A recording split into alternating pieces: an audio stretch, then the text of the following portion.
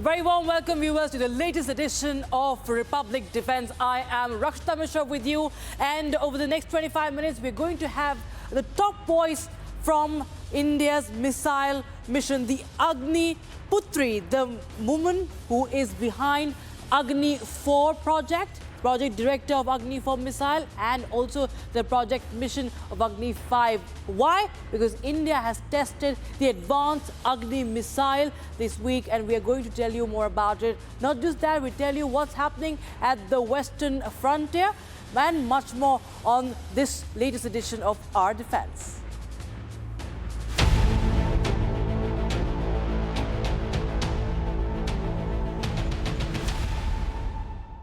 Now, at a time when India is marking 1 year of Operation Sindoor, the DRDO demonstrated the fire in India's belly to boost its nuclear capabilities, to boost deterrence with the successful testing of the Advanced Agni missile.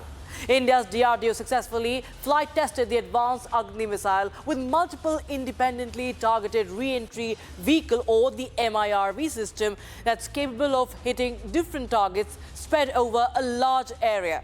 Now, the successful flight trial of the Advanced Agni missile with MIRV was conducted from the Dr. APJ Abdul Kalam Island in Odisha, and the missile was flight tested with multiple payloads targeting different targets spatially distributed across the ocean region, the Indian Ocean region. And the latest trial marks the second known test of the advanced MIRV-Capable Agni 5 variant, is what we understand till now, also referred to as mission Divyastra.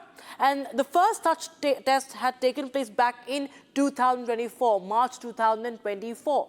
Now, the new nuclear capable Agni 5 has an officially declared strike range of over 5,000 kilometers, allowing it to target multiple regions deep inside Asia. That includes China here, along with parts of Europe and Africa. Now, what is really the MIRV, viewers? The MIRV stands for Multiple Independently Targetable Re-Entry Vehicle. And unlike the conventional ballistic missiles carrying a single warhead, the MIRV-capable missile they can carry multiple nuclear warheads. So it's one missile with multiple warheads, and that are directed at separate targets. Countries such as the US, Russia, China, even France, they already have the MIRV-capable missile systems, and now India has demonstrated this capability through mission Divyastra linked to the Agni missile program. And why is it important, viewers? Let's also understand that. First of all, it overwhelms the missile defenses. Anti-ballistic missile systems struggle against MIRVs. And a single MIRV can launch several real warheads alongside the decoy targets, making it very economically and practically impossible to stop all of them. So you have Agni 1 primarily focusing on Pakistan-centric deterrence, while Agni 2 and Agni 3, they had extended India's strike reach towards China. So it only expands the reach. Agni 4, meanwhile, has improved mobility and survivability, while this is 4,000 kilometers, as you can see. There is an extension in the strikes. And Agni 5, if we talk about, it introduced canister launch capability and extended operational range. This is beyond 7,000 kilometers. It's far, dangerous. Viewers, this is an intercontinental ballistic missile that we're talking about. In any of the missile that cross the 5,000 kilometer mark. Agni 6, meanwhile, it's expected to combine longer range, MIRV capability, mobile launch platforms, canister-based deployment systems, all to improve the launch readiness and survivability, viewers. Now, let's talk about the Agni 6. Now, discussion around the Agni 6, viewers, has only intensified after the DRDO chairperson, Dr. Samir V. Kamath, stated that the organization was prepared to proceed with the program pending government approval. Now, when asked about Agni 6 during a summit hosted by a news agency, the DRDO chairperson said that it's the government's decision, that DRDO is ready whenever the government gives them the go-ahead. And viewers, just days ahead after this statement, you had the BJP's social media post that went viral. It proclaimed Agni 6 is ready to make history. You can see that video. It carried that video that is playing on your screens right now. And it only fueled the expectations that India is ready with Agni 6. Joining us live is Dr. Tessy Thomas, the missile woman of India, the lady who led the Agni 4 missile project and Agni 5 mission as well, the first woman ever to head an Indian missile project. Dr. Thomas, it's an honor, first of all, to speak to you and have you as our guest on Republic Defense, ma'am. Thank you. Thank you, Rashid. Thank you so much, ma'am. And, you know, on Operation Sindoor anniversary, we get the news of this Advanced Agni missile test. Of course, not lots has been, revealed about this test. But when we talk about the MIRV club, the elite MIRV club or the MIRV club, how big a leap you feel this is for India's missile era, ma'am? Yeah, it's a marvelous achievement as far as defense technology is considered. We have established MIRV capability. That was the demonstration flight test, what happened on May 8th. It gives the technology enhancements for India's defense strategic capability. Yes, ma'am. And if you could just help our viewers understand why is it important to have the MIRV technology, if you could just break it down for our viewers. Yeah, well, as a design or the thought process concept of this MIRV, we started working, scientists from DRDO started working from 20 years before, we can say, planning for the Agni 5 and then government initiatives with the MIRV mission as technology demo. We were ready with that. And government has initiated for the mission to test. So this gives, with a single launch, we will be able to give multiple re-entry vehicles carrying the warheads, and it can aim at multiple targets. So that is the big advantage, being like Agni potential systems targeting multiple targets. That is a big achievement, and the guidance, navigation, control, everything has been proven. And it has, by this test, what has happened on 8th, we have successfully achieved all the mission objectives. Right, ma'am. And, this is the second test. This time they have tested the advanced version, what we understand. Now, Agni 5 tested variant has, what we understand, 5,000 kilometers of range that it could be exceeding also. So, what kind of a, strike extension are we looking at when we come to this kind of an advanced MIRV technology? Does it really qualify? Does it qualify as an ICBM, first of all? No, it can be treated based on the type of motors we use in the boost phase. So that is the energy which is taking you to a potential height, and from there RVs can be released one by one. So the range capability Agni we have proven to 5,000 kilometers, and depending on the overall launch mass, the ranges can be varied based on the rocket stages what we use. Right, ma'am. So there's a lot of talk about how it boosts India's nuclear deterrence. It talks about the second strike capability also. If you could just tell our viewers the significance of that, given the time and age that we are living in right now, and when conflict can happen, can break out any moment. So India is, we always look at no first use of nuclear weapons. And that is where the second strike capability, we are fully prepared with an accurate system which can go pinpoint and target the systems. So like Agni class of missiles as nuclear weapons, this is one hand, upper hand with respect to multiple RVs going and hitting a different location. So this is a big advantage. The guidance at reorienting to different targets all have been well established and proven with the telemetry and the recorded data. We have seen that we have completely met the requirements.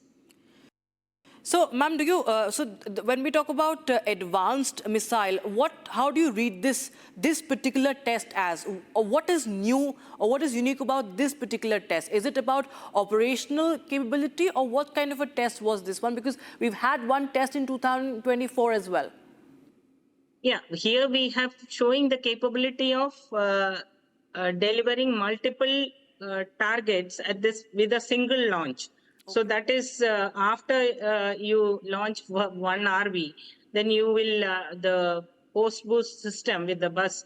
You need to reorient for the next MARV. All those technologies and directing into different directions as well as different ranges. That capability has been proven with this demonstration. And ma'am, so this is something that could be, we can say that is deadlier than the previous Agnis. Yeah, multiple RVs of the same nature are going. So that is definitely. So the anti-defense system also has to be prepared like that. So you cannot strike these MIRVs coming, and if the decoys are also incorporated into the system, so it totally confuses the defense system which is looking at our RVs. So in that video, there's a video also which is going, yeah, this one, where you see the spiral. There's this spiral trail that one can see that has been going on, social media. What can we say about what stage could this be in? Does it talk about the stage or the kind of missile? What really, signifies with this sort of visual, ma'am? It's not very clear Yes, to me. Maybe that the rocket booster stage going. Yeah. The trail taking the path. So it's seen at the re-entry, or yeah, it's at the re-entry. So it is taking different path. That's what is seen. So like otherwise it is supposed to come a ballistic trajectory. So it is deviating. I mean, it is intended to the particular range. So it is moving in that direction. So it also talks about maneuverability, maneuverability. Yes, MIRVs, we can look at maneuverability. Yes. So there's more unpredictability also, and it can obviously confuse the air defense systems as well. It's more stealth, we can say that. Yes. All right, ma'am. And how do you see the way this is coming in at a time when, air power is the key to battles? We've seen this all across the conflict that are happening right now as we speak. In Operation Sindoor also, we saw the role of air power was, highest, like more than ever before. So you feel, ma'am, that these projects are being now expedited more than ever before in your experience, what you've seen? And how much of time does it take to build these missile projects? Because we've seen someone like Iran, a country like Iran, which is, it has a big, arsenal of ballistic missiles. It might not have the advanced weapons like that. It has drones, it has missiles as well. And what we understand, it has been working for 50 long years for this kind of a conflict that it is now participating in. If you could tell us about India's, mission and focus, and do you think that it has now even become hyper-focused now on advancing the missile system? It's not like that. We have a well-planned strategic plan for based on the geopolitical situation or the threat perception. So all these strategic systems are designed over a period of time, and then the government initiative to test these technologies when we are ready with. That is where the test happen, and our Honorable Prime Minister and the whole set of Ministry of Defense have taken up this testing, that is to prove our technology capability. So where we stand with respect to the strategic preparedness is well established. That is what we look at as these systems are concerned. And definitely there is a push with the geopolitical situation, what is happening around, from what we learned from the strategy. So we need to be prepared. And India, as far as concerned, we are self-reliant with respect to the missile technologies. That is one we are in an advanced stage with respect to that. Yes, so that's what I was coming to, because with this test and with the advancement of the Agni missile, we see that India is, is something that is not just, someone that is a country that is emerging with its, missile power, but it's a giant leap as far as India's missile era is concerned.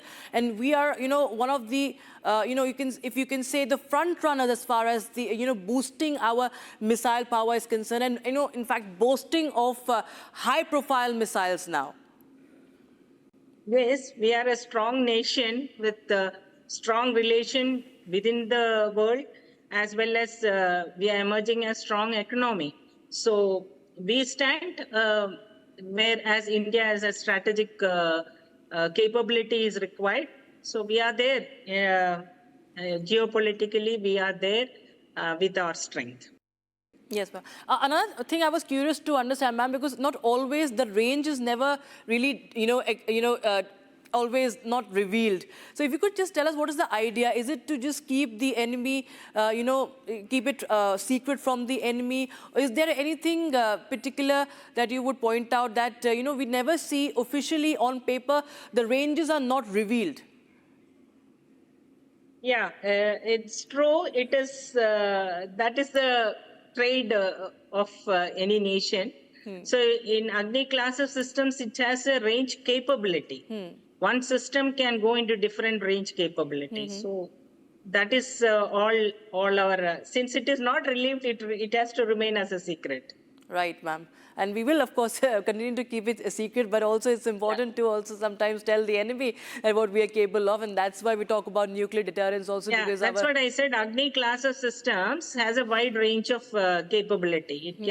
It has a lower range to a higher range. So that is the potential. Yes. So you feel that this that can be achieved through the guidance. Okay. So you feel that this is one of the deadliest missiles right now in our arsenal? We have the BrahMos, that's a different type. And this one, of course, the BrahMos is the cruise missile. This one is also in its own type, one of the deadliest, we can say that. Yeah. Yes. Yeah, Agni is Agni. So that's the capability. Absolutely. And that's the Agni Putri who is speaking to us on Republic Defense, and we are proud to have her here. And it's an honor, ma'am. Once again, I would thank you and express my pleasure and gratitude. It's really inspiring to have you on the show, and really appreciate you joining us here for your insights on this latest missile test. Thank you so much, ma'am. Thank you. Thank you, Rishika. It's a stern message from India to Pakistan. The Indian Army Chief General Upendra Dwivedi warned Terroristan while speaking on cross-border terrorism. General Dwivedi said that if Islamabad continues to shelter terrorists and support their activities directed against India, it would have to decide whether it wants to remain part of the geography or become part of history. And this also comes when India just marks 1 year of Operation Sindoor, a move that decimated key terror bases in Pakistan and taught the terror nation an unforgettable lesson. Listen in. I think that's in the domain of classified information. But I think if you have heard me earlier, what I have said that Pakistan, if it continues to harbor terrorists and operate against India, then they have to decide whether they want to be part of the geography or history or not. And Indian Armed Forces are drawing a yet more firm line on the Indo-Pak border, the western frontier, with the deployment of the Tejas, the indigenously developed Tejas Mark 1 on the western frontier. It's a significant step in India's military modernization and, of course, the strategy on the western front. And as per the latest reports coming in, the key air bases in Rajasthan, including the Nal Air Force Station in Bikaner and the Phalodi Air Force Station, will be equipped with the Tejas aircraft. The IAF, the Indian Air Force, is actively deploying its first squadrons of the advanced indigenous Tejas Mark 1 fighter jets to forward air bases near the Rajasthan border, where we'll just tell you with the help of this map. Now, you have the Nal Air Base here. That's a station, Air Force Station in Bikaner, very close to the border, few kilometers away. And you have the Phalodi Air Force Station. These two are of key importance when it comes to the western frontier. And you have these squadrons located approximately 200 kilometers from the India-Pakistan border as far as the Null is concerned. And Falodi Air Force Station said to house the 2nd Squadron, situated roughly 100 kilometers from the border. You can see serving as a crucial strategic asset for quick response. Rajasthan, remember, shares a very long international border, as you can see here, and it remains one of the most strategically sensitive regions for the Indian Air Force, especially in wake of Operation Sindoor, what happened last year. And key reasons behind this deployment, ladies and gentlemen, it includes faster response during border emergencies, better air dominance in western sectors, improved strike capabilities and stronger surveillance and also interception operations. It also reduces the reaction time against aerial threats. This also signals a major shift in India's Western Front air defense posture that replaces the aging MiG-21s with a homegrown platform, that is the Tejas, built for modern aerial warfare. And Mark 1A, remember, comes with several major upgrades. It includes the advanced AESA radar. We have the graphic for that, yeah. AESA radar, electronic warfare systems, beyond visual range missile capabilities, that is the BVR, and improved avionics. Also aerial refueling support and replacing the aging fleet. After the MiG-21 is replaced, the Air Force is now deploying the Tejas Mark 1 at the Western Front. And on the Western Front, the forward bases along the Rajasthan border. He landed on was the UAE. Very, very crucial visit in times of what's happening in West Asia and the impact across the globe. Viewers, Prime Minister Modi's Air Force One was escorted by UAE's F-16 jets through the skies. A very important moment. And what's also significant to note here is that while in UAE, the Prime Minister signed key MOUs with the UAE regarding that also had defense apart from energy at its focus. And the framework was set up for defense cooperation, interoperability, and the fight against cross-border terrorism as well. So cybersecurity, missiles, shipbuilding, and drones were also at the center of this India-UAE Defense Pact. Latest edition of Our Defense, and we leave you with a glimpse into the 2nd edition of joint military exercise between India and Cambodia. This impacts too. The exercise is underway at Cambodia's Royal Air Force Training Center and is focused on counter-terrorism operations by the UN peacekeeping forces. Thanks for watching. Jai Hind.